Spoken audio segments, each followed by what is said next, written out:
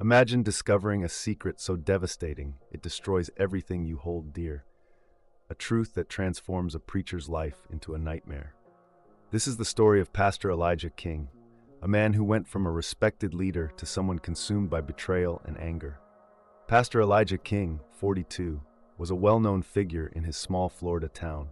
His fiery sermons on faith and morality drew hundreds to his church every Sunday. To his congregation, he was a beacon of righteousness, a man who practiced what he preached. Elijah King grew up in the small town of Harmony Hills, where his family was a pillar of the church community. His father, Henry King, was a stern but fair man of faith, a deacon known for his booming voice and unshakable convictions. Elijah inherited his father's zeal, but softened it with his own charisma and compassion. He became a preacher in his early 20s, captivating congregations with his impassioned sermons and deep understanding of Scripture. Over the years, Elijah earned a reputation as a man of integrity and a beacon of hope. He lived with his wife, Naomi, 38, and their 5 children: Abigail, 16, Elijah Jr., 14, Noah, 12, Sophie, 9, and Micah, 6. The King family appeared picture-perfect, a model of faith and unity. Naomi King complemented Elijah's ministry with grace and dedication. She led Sunday school, organized charity drives, and was the cornerstone of their family. Naomi was raised in a neighboring town, in a family that valued humility and service. She met Elijah at a church revival, where his eloquence and earnestness left a lasting impression. They married young, and Naomi quickly embraced her role as a preacher's wife. She was the embodiment of grace and support, managing their home and raising their children while being deeply involved in church activities. Together, they projected an image of harmony and shared devotion.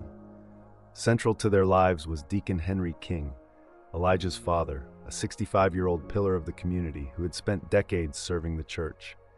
Henry was not just Elijah's father, he was his mentor, a man who had instilled in him the values of faith, family, and integrity. The King household was a hub of activity. Abigail excelled in school and often helped with youth programs at the church. Elijah Jr. was reserved, but always willing to assist during services. Noah brought a playful energy to the family, while Sophie's sensitivity and eagerness to please endeared her to everyone.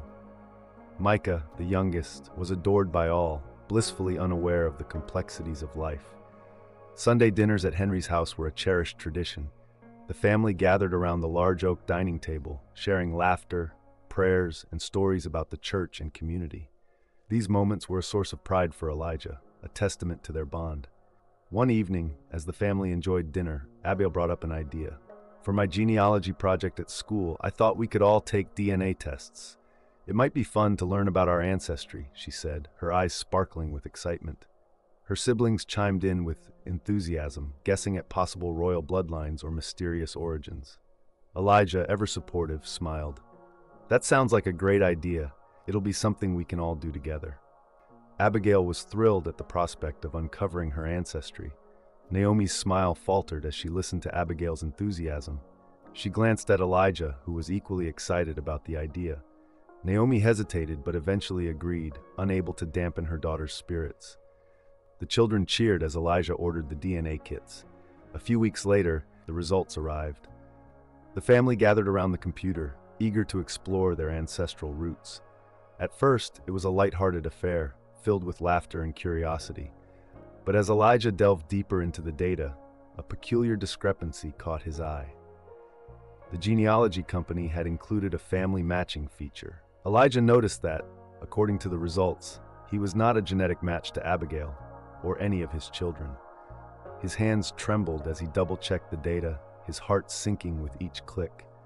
But as Elijah scrolled through the results, his expression darkened.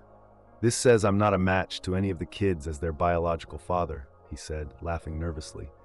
"That has to be a mistake." Naomi froze, her hand tightening around her chair. Henry's expression remained calm, but his jaw clenched. "I'll contact the company," Elijah said, brushing it off. "It's probably just a mix-up." Days later, the company confirmed there was no mistake. The children's biological father was a close relative who had also submitted a sample. Elijah's heart sank as the horrifying truth began to dawn on him. The only possible match was his father, Henry. That evening, Elijah confronted Naomi in the living room. "Explain this," he demanded, throwing the DNA results onto the table. Naomi looked at the papers, her face pale. "There must be a mistake," she whispered. "Don't lie to me," Elijah shouted. "The company confirmed it. How could you keep this from me?"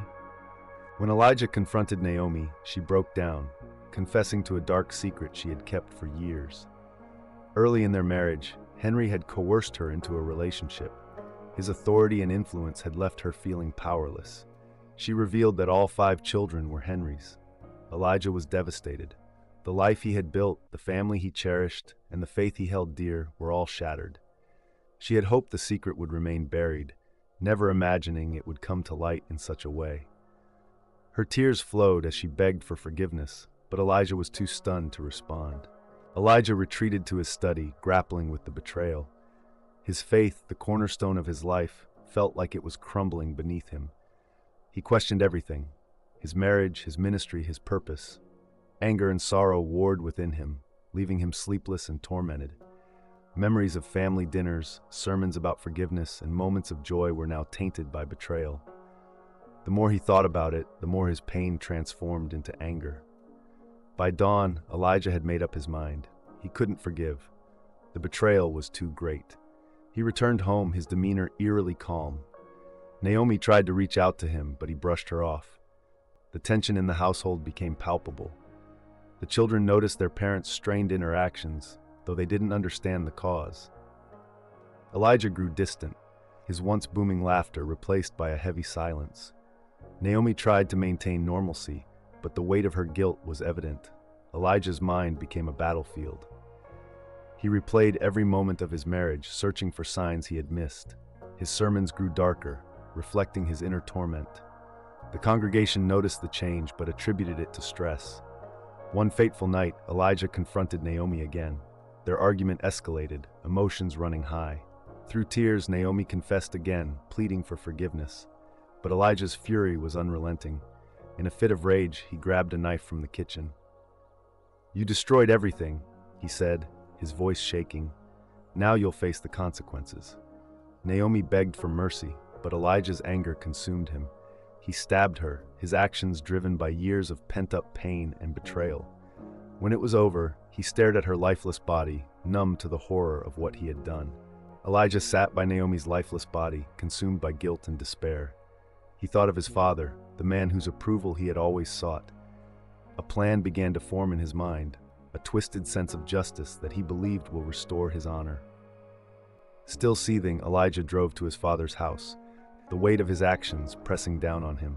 Bursting through the door, he found Henry sitting at the dining table, reading his Bible. He confronted Henry, demanding answers. Elijah threw the DNA results onto the table. "Explain this," he demanded. Henry tried to deny it, but Elijah wasn't convinced. "You destroyed my family," he shouted, his voice echoing through the room. The argument turned violent, and Elijah's rage culminated in a brutal act. Without hesitation, he lunged at Henry, attacking him with the same knife. Henry's cries of pain filled the house, but Elijah's rage was unstoppable. He exacted his vengeance with brutal precision, leaving Henry's body mutilated. When it was over, Elijah stood over his father's lifeless body, his hands trembling. Elijah sat on the front porch, his clothes soaked in blood, waiting for the police. When officers arrived, they found Elijah calm and composed. "It's done," he said, raising his hands in surrender. "God's justice has been served." The police were horrified by the gruesome scenes in both homes. Elijah confessed to everything, his voice devoid of emotion. "They betrayed me," he said. "I just finished what they started." The news of the murder shocked the community. The once revered preacher was arrested, his family shattered beyond repair. The children were placed with relatives, their lives forever altered. The trial captured national attention. The defense argued that Elijah had been driven to madness by the betrayal, while the prosecution emphasized the brutality of his actions.